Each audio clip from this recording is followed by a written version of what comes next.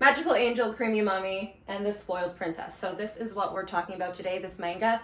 I finished it fairly quickly. There aren't a ton of bubbles and it's not super thick, and it was a very easy read. Now, I think if I was 13 or 14, I would have been asking my mom to go and buy me the rest of this series. It's very girly. Obviously, you can tell from the aesthetic on the outside and from this main character. And it's about friendship that is going to form, I think. They're relationships between young girls. I don't know if these girls are going to become friends. And I don't like giving away too much in my manga reviews because I think it spoils the fun. Now, if you're into dolls and like girly anime, shoujo, and you've already subscribed to this channel, you'll like this manga. It's cute, it's entertaining, it's a quick read. Am I gonna go and buy the second volume right away? Not right away, but I will eventually. I do want to know what finds out. I do want to find out what happens between these two girls. Now, this girl is an idol. She was in the limelight, and then this girl shows up, steals her thunder, and it's all from her perspective. I really like that there is that theme around when you are aging as a girl. There is that, pressure that you have that you aren't cute anymore, you aren't desirable, and I'm sure that it is super prevalent in the idol industry when you are a young girl and you're on the rise, and then suddenly you get older and then somebody younger replaces you. I can really relate to that too, being a part of the exotic dancer modeling industry, which I think I actually will be retiring soon from, on a side note. But there is a lot of pressure as you age. I started at 27 and I've always been pretty confident in myself. I never thought that age really defined like how attractive I was, but I really did start to feel it when I turned 30 and I was meeting 19-year-old girls. And it's interesting to see from her perspective. She talks about how she works so hard and how it's not really fair that somebody who's younger and cuter shows up and just has all the fame overnight. Now, there is some magic, there is some mystery with this girl. They don't go too much into it, but little spoiler, there is some sort of connection to this young girl and this girl. They may or may not be the same person. I'm not sure. They don't give it away.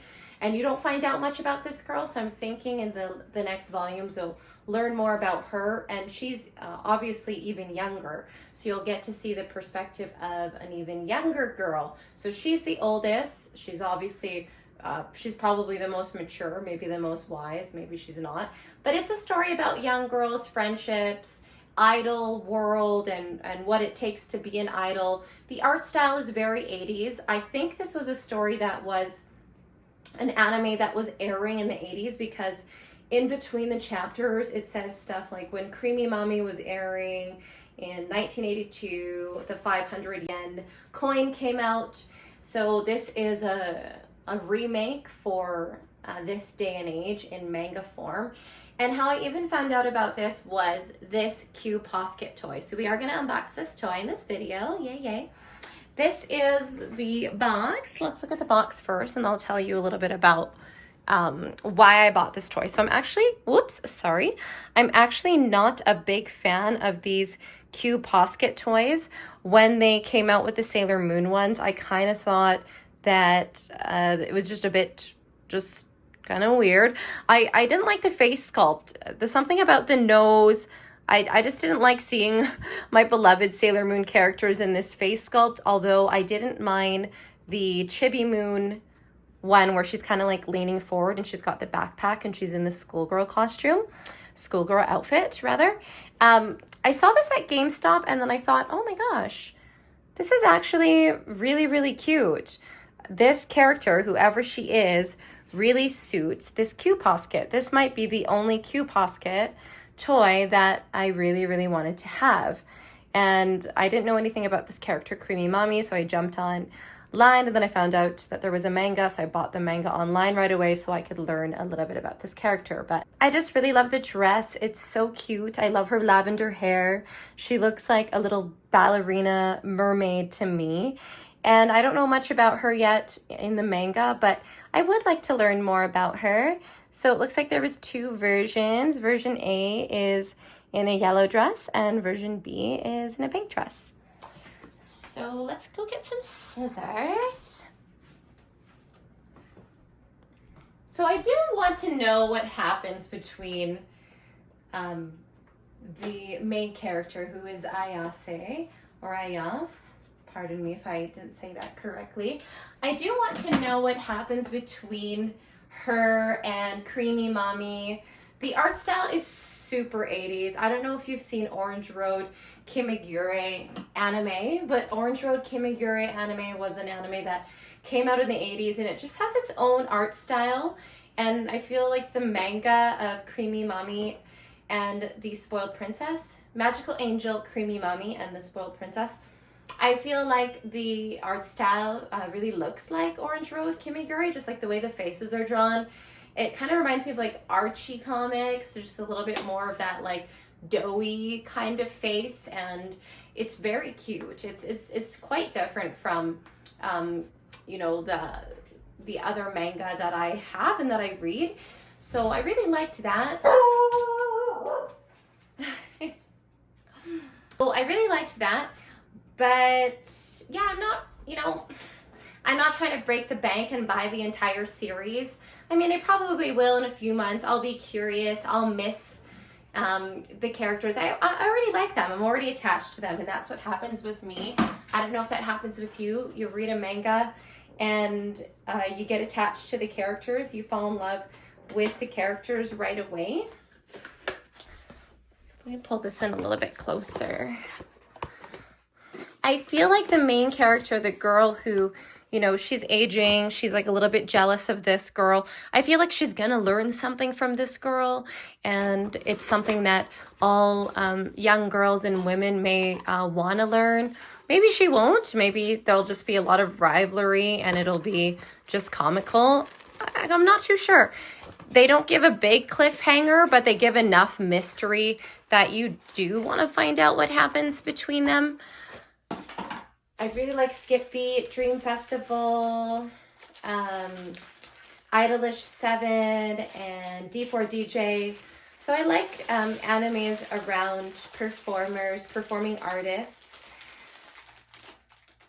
So I know that I will be entertained with this series. I already was in the first volume, but it is directed a little bit more to a younger audience. At least I know that I can allow my 10-year-old to read it. So the Qposket toys always come like this, I'm pretty sure. My friend opened one at Animathon of Cardcaptor Sakura, and oh no, I can already see there's like a tiny little flaw on her shoulder, but it's kind of at the back, so you don't really see it.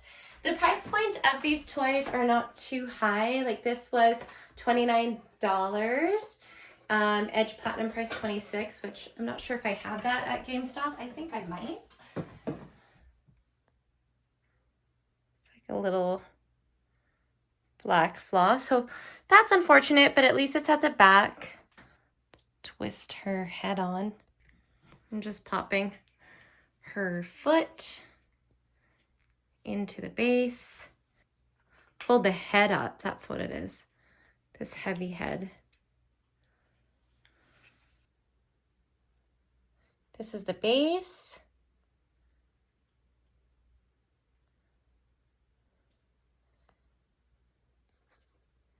Here's her dress. So for $30, it's actually pretty good quality. It's overall, she's overall more of a matte texture. The paint quality on her face was really well done. I like her makeup. She's got a little bit of blush, and then her hair has a little bit of a shine to it, but it's not too shiny, and the details in her hair are really well done.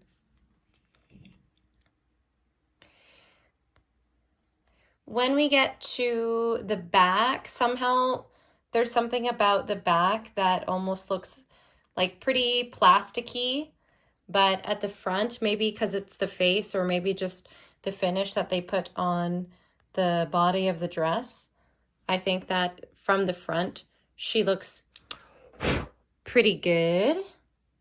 Now,